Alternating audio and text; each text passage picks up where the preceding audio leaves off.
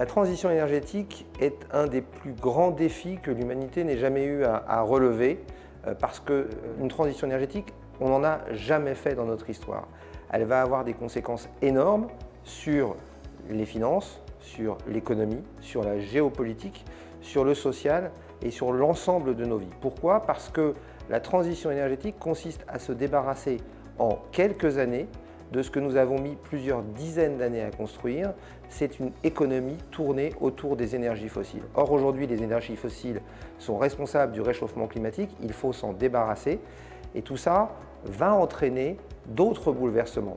Au-delà de la difficulté que nous avons à nous passer du pétrole, du charbon, du gaz, eh bien, il faut comprendre que faire une transition énergétique, c'est se tourner vers des énergies bas carbone, mais contrairement à ce que les gens pensent, on ne fait pas d'électricité avec du vent ou avec du soleil, mais avec un transformateur qui convertit l'énergie du vent ou du soleil en électricité.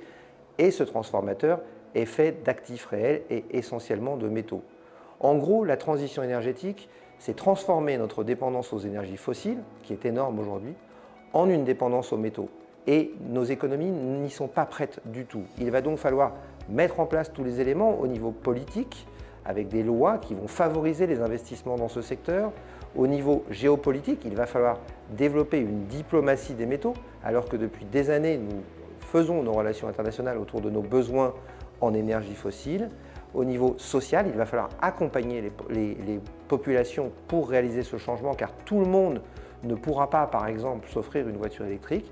Donc les défis que nous avons à relever sont énormes. Les conséquences pour les entreprises également seront très importantes parce que cette forte hausse de la demande de métaux risque d'entraîner une augmentation des prix très importante qui va forcément contraindre la production de biens et de services.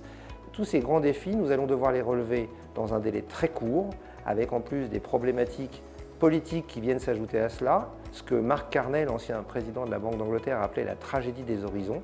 Vous avez des hommes politiques qui ont un calendrier assez court terme à gérer et des problématiques énergétiques qui sont des problématiques de long terme.